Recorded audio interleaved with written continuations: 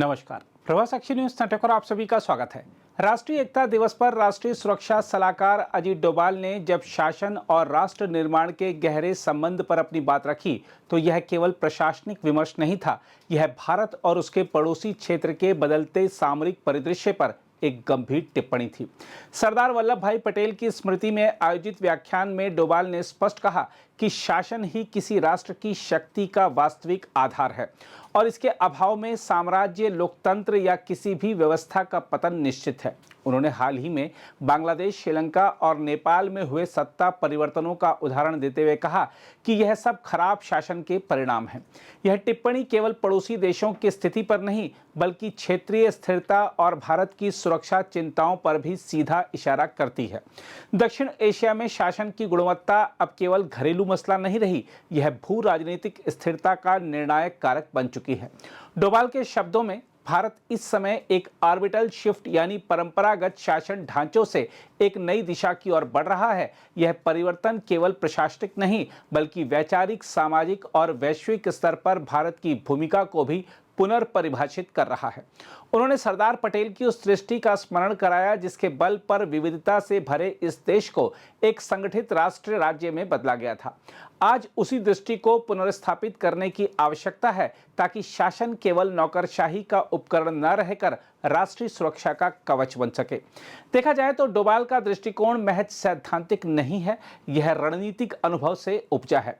एक सुरक्षा विशेषज्ञ के रूप में वह जानते हैं कि कमजोर शासन सबसे पहले संस्थानों को क्षीण करता है, फिर सामाजिक विश्वास को और अंततः राष्ट्रीय सुरक्षा को। श्रीलंका का आर्थिक पतन, बांग्लादेश की अस्थिरता या नेपाल की बार बार की राजनीतिक उठापटक, ये सभी उदाहरण बताते हैं कि जब शासन में स्पष्टता, निष्ठा और दीर्घदृष्टि का अभाव होता है तो विदेशी प्रभाव, आंतरिक असंतोष और अस्थिरता साथ साथ बढ़ते हैं। भारत के लिए यह स्थिति केवल पड़ोस की समस्या नहीं बल्कि सीमा पार सुरक्षा चुनौती भी है। इन देशों में अस्थिरता से उत्पन्न शरणार्थी संकट, आतंकवाद के नए ठिकाने और बाहरी शक्तियों, विशेषकर चीन की बढ़ती पैठ सीधे भारत की सामरिक गणना को प्रभावित करते हैं। डोभाल की टिप्पणी इस अर्थ में चेतावनी भी है कि भारत को अपने नेबरहुड फर्स्ट नीति में शासन सुधार को एक केंद्रीय तत्व बनाना चाहिए। साथ ही डोभाल का यह कहना कि गवर्नेंस ही राष्ट्र को सुरक्षित और समृद्ध बनाता है, वास्तव में आधुनिक राज्य कला का सार है। मजबूत शासन का अर्थ केवल कानून व्यवस्था या प्रशासनिक दक्षता नहीं बल्कि नीतिगत स्थिरता, संस्थागत विश्वसनीयता और नागरिक सहभागिता है। यही वह त्रिवेणी है जिससे कोई भी राष्ट्र वैश्विक मंच पर आत्मविश्वास के साथ खड़ा हो सकता है। भारत आज जिस ऑर्बिटल शिफ्ट से गुजर रहा है, डिजिटल प्रशासन, नीतिगत पारदर्शिता, रक्षा सुधार और अंतर्राष्ट्रीय नेतृत्व में वृद्धि, यह सब सुशासन के ही आयाम है। परंतु इस परिवर्तन की सफलता इस बात पर निर्भर करेगी कि भारत अपने लोकतांत्रिक ढांचे में नीतिगत अनुशासन और संस्थागत मजबूती को कितना बनाए रख पाता है। देखा जाए तो अजीत डोभाल के वक्तव्य को केवल प्रेरक भाषण के रूप में नहीं बल्कि सामरिक नीति संकेत के रूप में पढ़ा जाना चाहिए। दक्षिण एशिया में शासन का संकट भारत के लिए केवल कूटनीतिक नहीं बल्कि सुरक्षा संबंधी चुनौती बन चुका है। भारत को अपने पड़ोसी देशों के साथ सहयोग के नए मॉडल तैयार करते हुए गवर्नेंस सपोर्ट डिप्लोमेसी को बढ़ावा देना होगा ताकि क्षेत्र में स्थायित्व और विकास का संतुलन बना रहे। सच तो यह है कि सुशासन ही सबसे बड़ा सुरक्षा कवच है और यह संदेश न केवल भारत के लिए बल्कि पूरे उपमहाद्वीप के लिए आज पहले से कहीं अधिक प्रासंगिक है। बहरहाल आइए आपको सुनाते हैं डोभाल का पूरा संबोधन।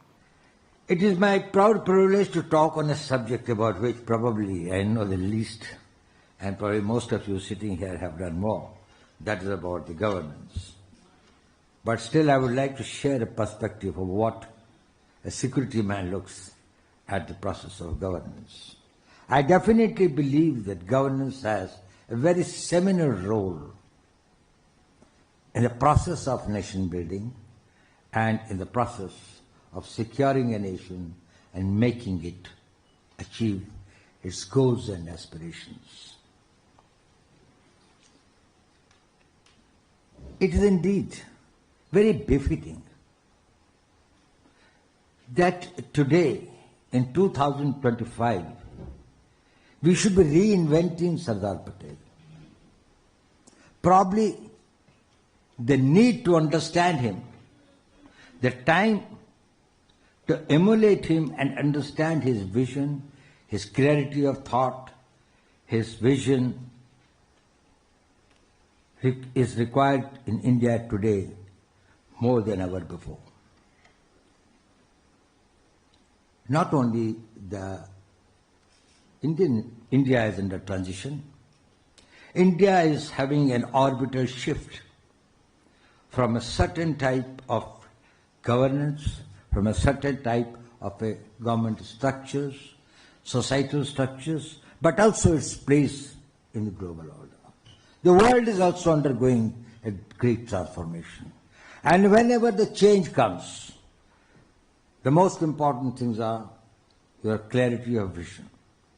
You're not getting blinded by the dust and the storms, not getting overawed by the noise and the threats. You're not getting subdued by the adversities and the possible threats. You have to prepare yourself and you have to equip yourself. And that is what Sardar Patel's whole life was all about. Whether it was pre-independence, when he played a very similar role as a warrior of freedom movement, supporting Mahatma Gandhi in all his ventures, but also in a short time, in the post-independent period, that he was able not to unify the states, but to integrate India, bring up that understanding in 560 princely states that it was in their interest that India as a state survives, strengthens, and is able to take care of this old civilization which was experimenting with converting itself into a nation state. Converting a civilization into a nation state is a stupendous task. He knew that it can only be done through very powerful governance mechanism. The government has got to think and do beyond what is normally expected. And that is how he envisaged, and I'm grateful that Dr. Harivanshji told us about how his vision of the All India services, he's the patron saint, the mentor of that. Despite resistance and strong prejudice at that time in the civil services, probably he was able to prevail that without the steel structure, we will not be able to create a new India. Ladies and gentlemen, power of the nations, whether they are powerful or weak, or the comprehensive national power, is a very abstract word. In reality, it is the power of the governments, and it is the power of the governance.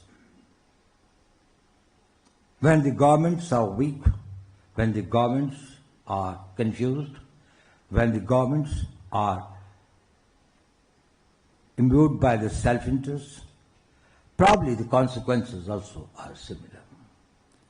And these governments work through institutions. And in the task of nation building, the most important matter are the people who build and nurture these institutions, who strengthen these institutions, because these institutions provide the governance, and the governance creates the nations and the powerful states. Sardar Patel's role in this is self-evident. The rise and fall of the great empires, monarchies, oligarchies, aristocracies, or democracies is actually a history of their governance. Edward Gibbon, in 6 volumes on the decline of Roman power, way back about 1788 or something, there he wrote those volumes. The whole book is about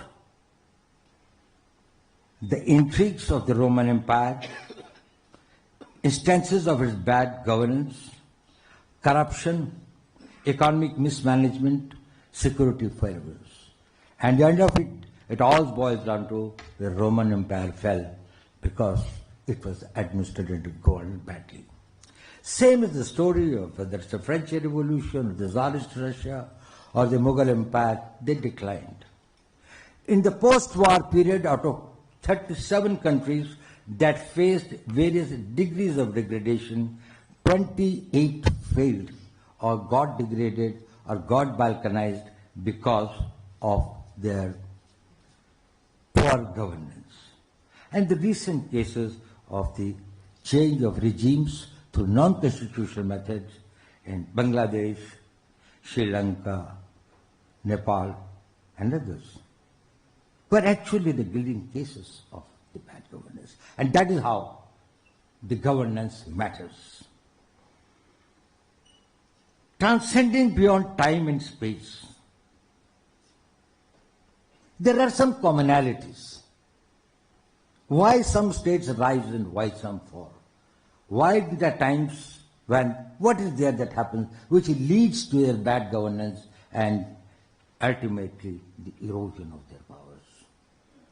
One has been the authoritarianism. Not that I am going in history, but I am telling it because it remains relevant today.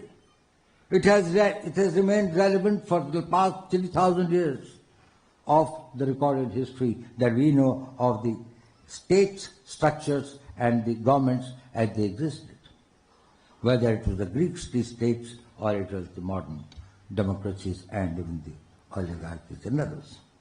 So authoritarianism, that is oppressive and discriminating laws, poor delivery of justice, marginalized population, human rights violations, they all constituted or added to the fall of these nations.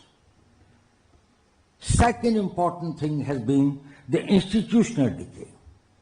The institutes start decaying, both civil and military. Security structures, their armies become corrupt or oppressive, or their internal security structures collapse. Bureaucracies become inept, slow, corrupt, and insensitive. There is no accountability. People do not know why they are doing what they are doing. I tell you an example that once when Bismarck, before the Russia war, had visited Germany, and he went to a forest area for things, and he found a military man standing at a post. He asked him, "What are you here for?" He said, "I do not know, but I had been on this duty for the last 3 years. So he said, I would have to check up." And then he checked up. And then he found that his commanding officer also did not know, but he said, "My battalion has been here for the last 20 years. And this is one point that has been given to us to guard." He said, "What are you guarding against and against whom?" He says, "That I am not aware, but I can check it up and find out whether in my regiment there is some records." So he went through that, and then after long research and others, Bismarck found that about 150 years back when Czarina had come on a horseback for a hunting, and she lost her necklace in the forest. She could not locate it there, so they turned, but asked her ADC to put somebody on the guard duty and sent some people to Margate to search it. Probably some people came or did not come, but that necklace was not found. Necklace was forgotten to everyone. Nobody knows what happened to the necklace. But for 180 years, the sentry was still on the duty. This is how the decay starts, and that is when Bismarck predicted that this nation and this regime will not last. And that's what happened. Another factor is the economic failures, scarcities, the food. Actually, a large number of civilizations, this thing, because of the economic meltdown. Harappa, Mohenjo-daro and other civilizations, now increasing evidence is coming forth that probably the essentials of survival became scarce over there. The food, the water, the inflation, oppressive taxes, social unrest, they become the cause of the state failures. They are the old ones. They still exist. They still exist and they continue to beleaguer the emerging societies. But the new ones have cropped up and have made the situation more complex. What are these new factors which have started impacting on the process of governance and has made the task more challenging? One is the centrality of the common man. The common man has become more aware, he has become more aspirational, he has higher expectations from the state, and the state has got a vested interest in keeping him satisfied, particularly in the democracies. In the same vein, what has happened that while democracy has proved to be one of the most effective and one of the most enduring systems of governance, it has created its own problems. It leads to partisan politics. There are dividends in division. Now, this is the division is a very strange phenomenon. If there are 100 people and I have got a following of 25, I can come to power if I can divide the rest in groups that each is smaller than 25.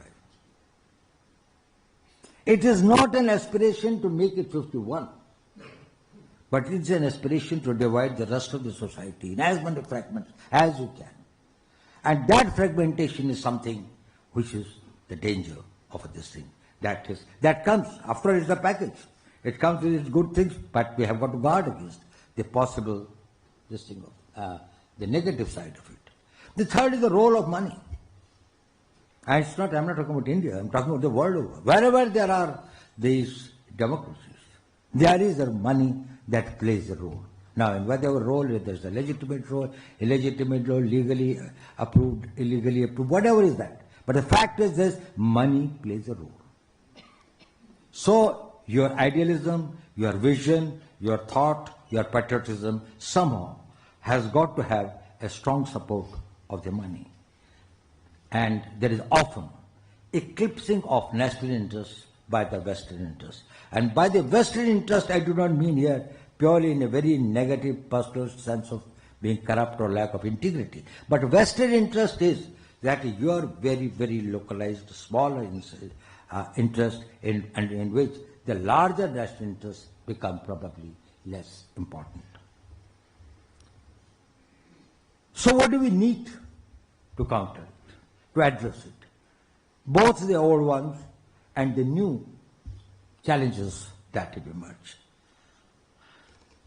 One is, of course, that we have got to look at our entire system of laws and the rules and the procedures and the processes and make them more people-friendly by the laws and the rules and the systems which are strong but are people-friendly.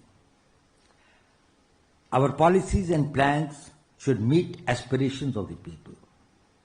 Basic needs of the people must be addressed, and the people must be given a sense of security. It is not sufficient to say that we have taken sufficient security measures. What is equally important is that we are able to make every Indian feel that he is secure, both from forces, internal and external. While we can deal with them effectively as per the laws and as per the policies of the government, but we can create the deterrence that can convince them credibly that we have got the will and we have got the strength to respond to any threats in a way and in a manner that we consider best for our national security. There is also a very special need for taking care of the deprived, the weak, the marginalized, and give them a sense of empowerment. And particularly, this thing of women is extremely important. the need for protection, the need for safety, the need for giving a sense of equality and empowerment to women is necessary for the good governance in the modern day world. And I think one of the other requirements is that it is not only the capacity of the government to have good laws, good structures, and good systems, but more importantly, an ability to implement them effectively. This is important particularly in the case of India. We find that our implementational capabilities are much short of what they need to be. And there are many reasons for that, but the fact remains that it is there.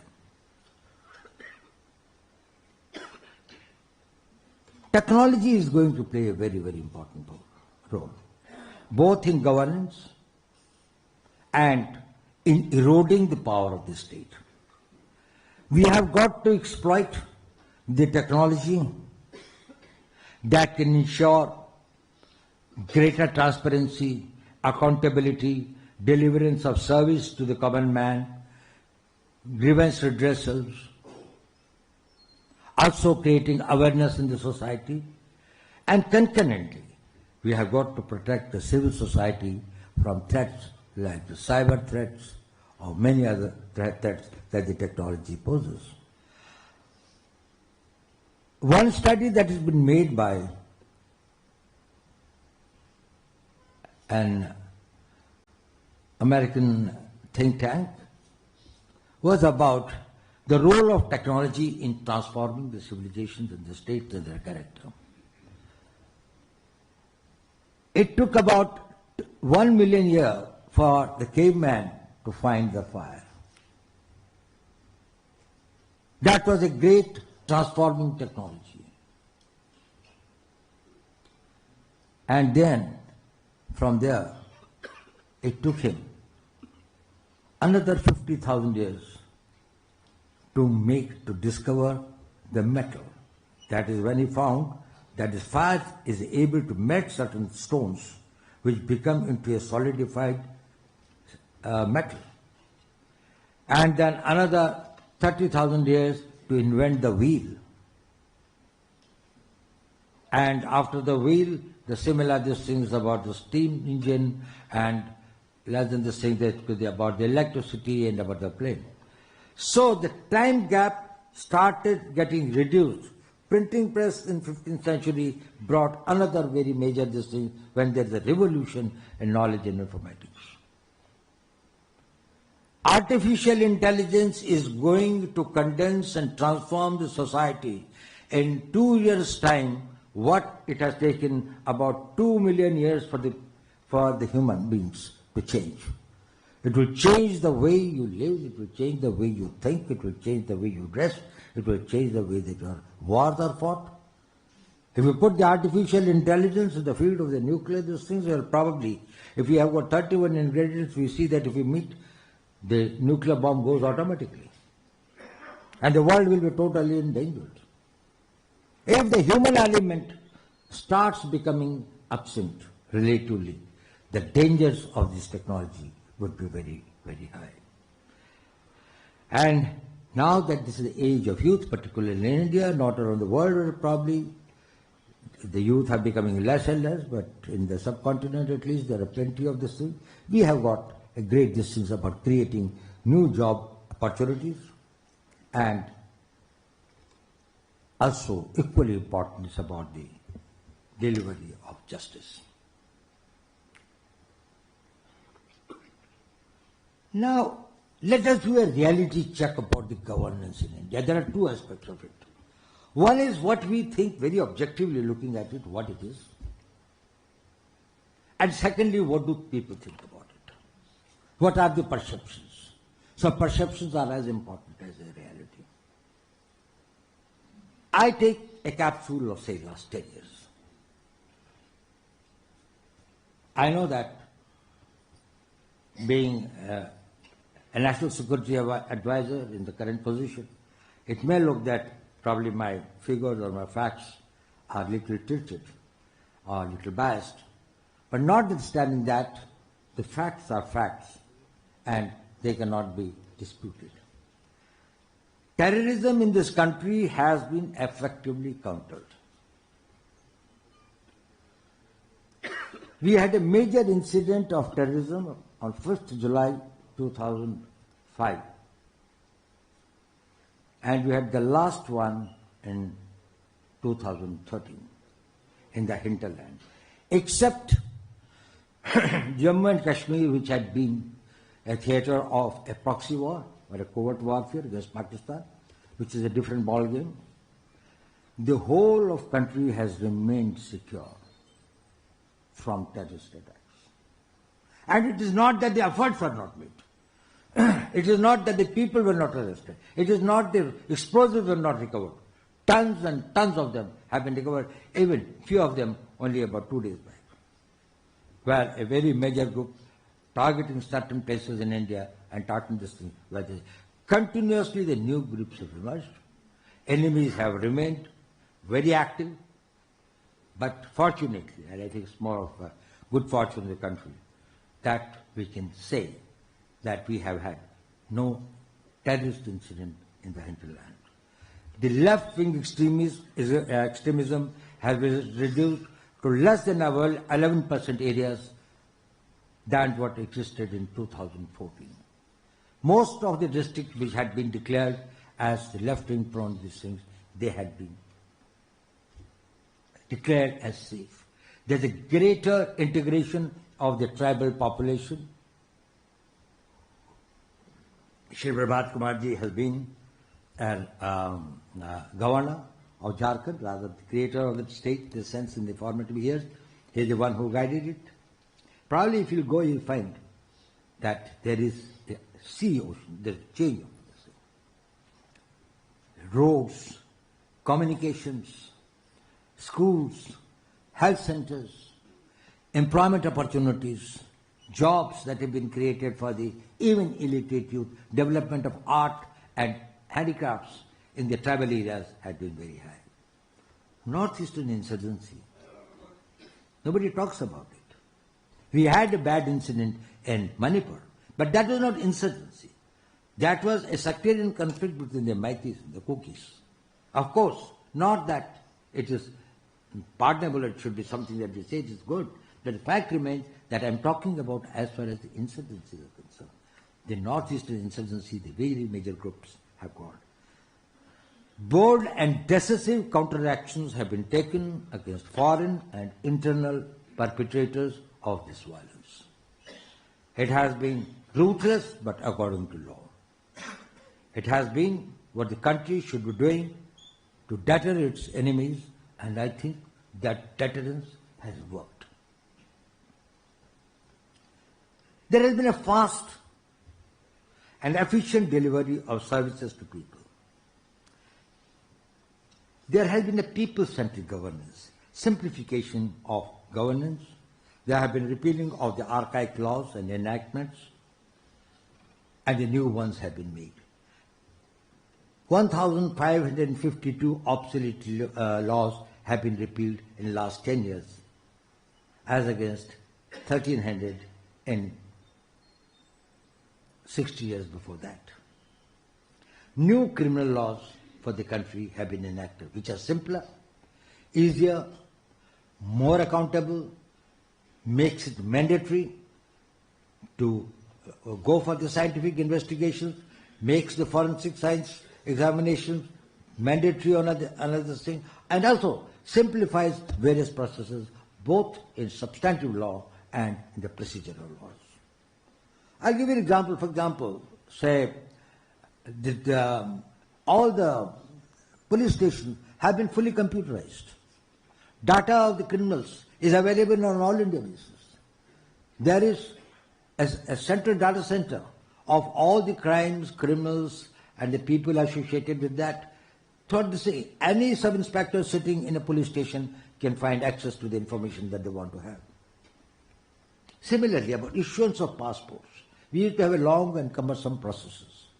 The verification used to take very long time. There used to be some corruptions. Today, 25% passports are issued in 3 days, or less than that. 60% in 7 days, and more than 85% within 14 days. This has made it easier. There is a digital governance that has been this thing. In health, under Ayushman Bharat, the coverage of 5 lakh per family. Similarly, on the national economy, the GDP from $2.15 trillion in 2015 to nearly $4 trillion in 2025 has taken its global ranking from 10th to 5th, and mostly, probably, more likely, very shortly, it will be the 4th. The taxation system, the goods and services taxes.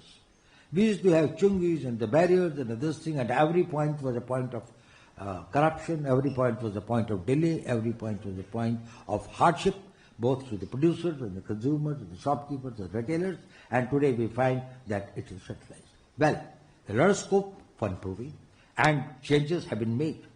But a great beginning has been made, and probably to the exchequer, to the Consolidated Fund of India, the earnings that are accruing through the GST are much more, and both the states and the center find the system much more effective and useful. Financial inclusions under Pradhan Mantri Jan Dhan Yojana, providing banking services to unbanked population, which had never thought that they could have their bank account. And now it's in crores.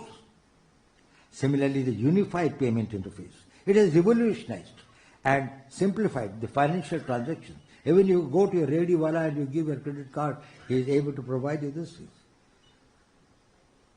So by and large, we find that it has been the people-centric. It has eased the things. It has reduced the possible avenues of corruption or hardships to the persons. That is one point of view. But then let us see the other point of view. How are we perceived?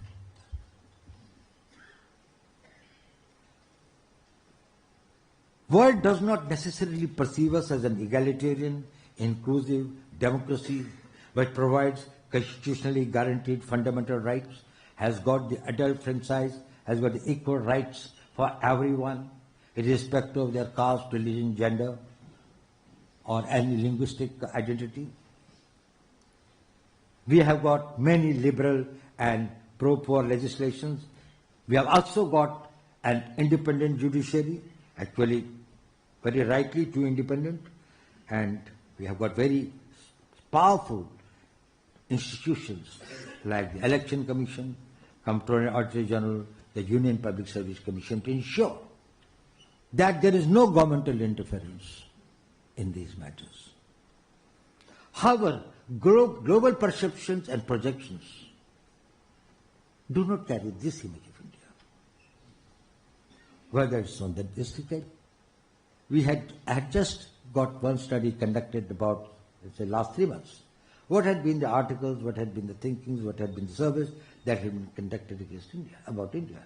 And we find that a large number of the global think tanks, some of the scholars, abetted and supported by most of the things, the material that they get is from the Indian side, the Indian columnists, the Indian journalists, who think that the news is only, if it is something is a bad news, is the only good news.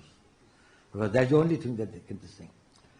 So in corruption ranking, the global ranking, India was ranked 96th out of 180. That is, they said, the society or the government continues to be highly corrupt.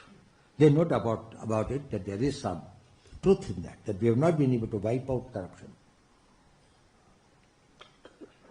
from all spheres and all stages. But we have brought about institutional changes to contain and control corruption. And probably many more are in the pipeline. In the global governance performance, which is measures about the regulatory framework and regulatory and infrastructure facilities, we are ranked 118th among 142 countries, which I think was very unfair. Even had it been so, we would not be getting so much of the foreign direct investment at the rate that we are getting. India is a very sought after destination by most of the global investors even today. Rule of Law Index, the World Justice Project rated India 79th out of 142. Of course, it's a great improvement from the past, but in spite of that, I think we deserve to be much above that. The Press Freedom Index says India ranks as 151 amongst 182 countries.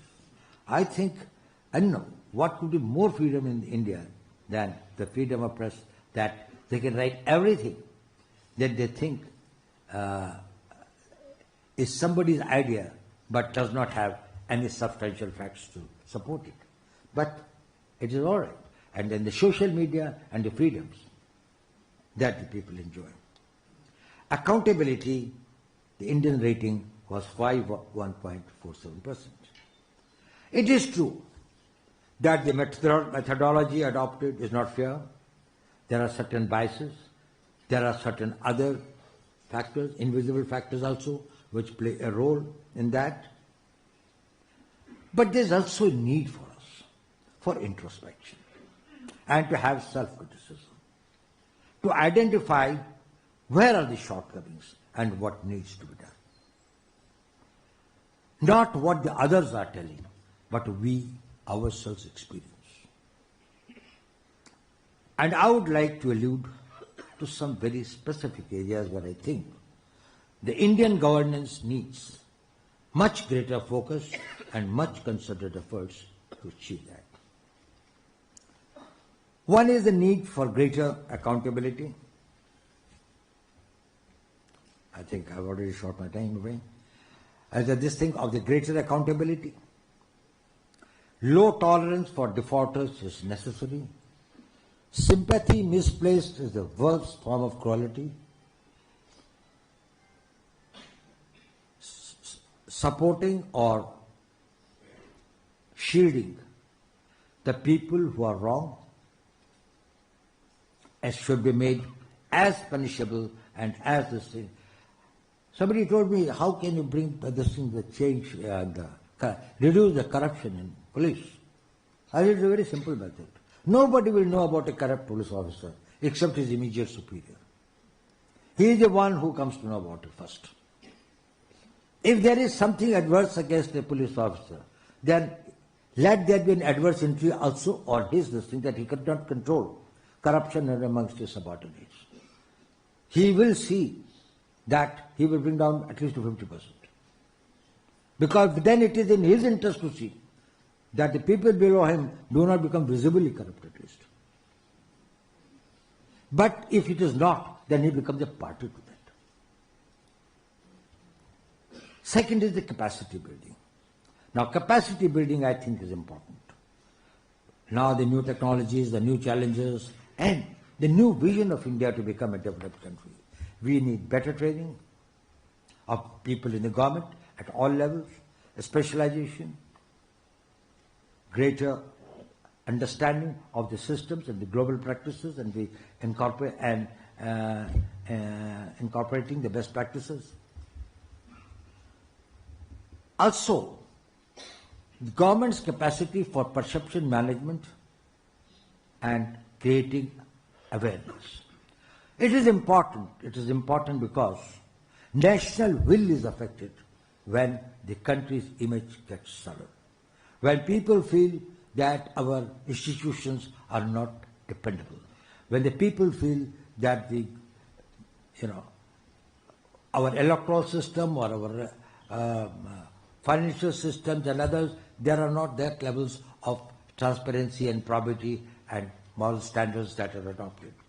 That is bad for a nation's will.